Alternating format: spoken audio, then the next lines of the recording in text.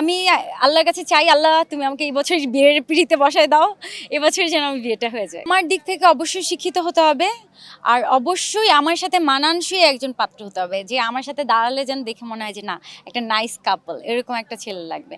আর টাকা পয়সার ব্যাপার অবশ্যই আমাকে মেনটেন করার মতো তো কিছু না কিছু থাকতেই হবে, তা না হলে তো আমি স্বামীকে ঘরে বসে বসে খাওয়াবো না। শিরিন শিলার রূপের রহস্যটা এবং সেই সাথে আজকে যখন মাঠে নামে দর্শকরা আসলে যে খেলা দেখবে না নায়িকাকে অবশ্যই যখন আমরা খেলার মাঠে থাকবো খেলাই দেখবে, আমাকে দেখার কোনো কারণ নেই, কারণ আমি একটা সাধারণ মানুষ।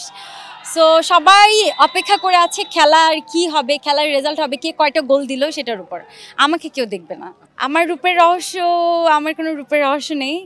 আমি সৃষ্টিকর্তার কাছে অনেক কৃতজ্ঞ যে উনি আমাকে এত সুন্দর করে বানিয়ে দিয়েছে, আর আর কোনো রহস্য নেই। অনেকের প্রশ্ন, আপনার অনেক ভক্তদের প্রশ্ন যে শিলা কখন বিয়ে করছে, খুব তাড়াতাড়ি বিয়ে করব।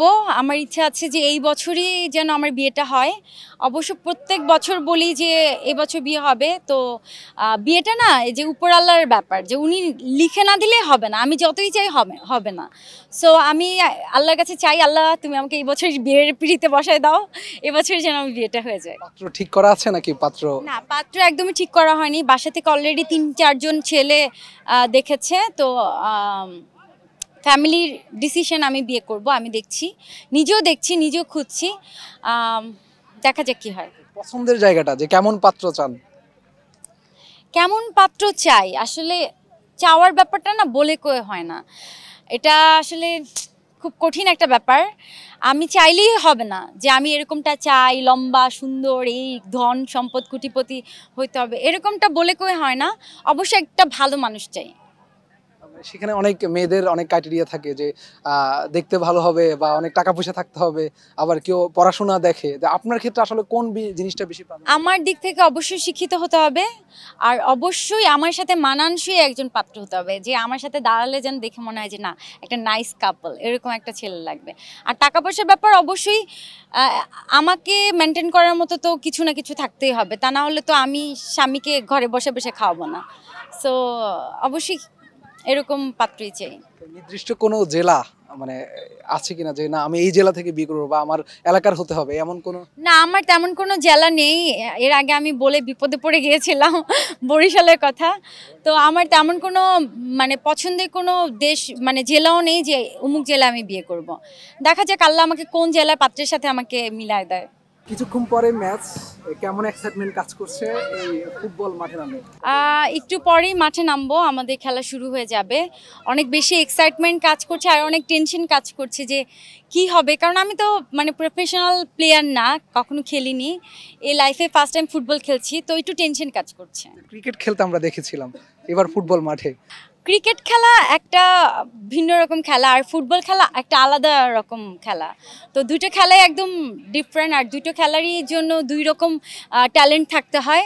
তো আমি অ্যাজ এ অভিনেত্রী, আমি তো আর প্লেয়ার না, তো আমি দুটো খেলাই ট্রাই করেছি, আমার কাছে ফুটবলটা বেশি ভালো লাগে। অবশ্যই 100% আত্মবিশ্বাস নিয়েই মাঠে নেমেছি, দেখা যাক কি হয়। তারপর আমরা তো প্রফেশনাল প্লেয়ার না, তো ভুল ত্রুটি হলে আপনারা সবাই ক্ষমা সুন্দর দৃষ্টিতে দেখবেন, আমরা চেষ্টা করব জয়ী হওয়ার। আন্তর্জাতিক ফুটবলে কোন দলকে সাপোর্ট করেন? যে আমাদের বাংলাদেশে দেখা যায় ব্রাজিল আর্জেন্টিনা নিয়ে বেশি উন্মাদনা থাকে, সেক্ষেত্রে শিলার কোন দল পছন্দ এবং কোন প্লেয়ার?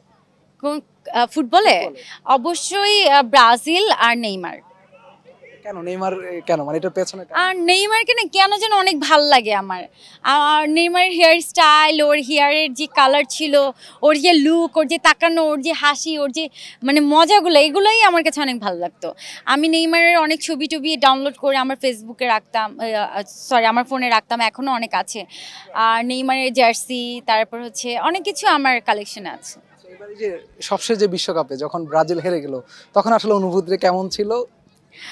একটু কষ্ট পেয়েছিলাম আসলে, আমাদের হারটা খুবই মানে দুঃখের বিষয় ছিল, জিতে জিতে হেরে গেছি, এটা একটা মানে দুঃখের বিষয় ছিল যে আমরা কখনো চিন্তা করি নাই যে ব্রাজিল এইভাবে হারবে, তো হেরে গেছি, তো হার তো হতেই পারে।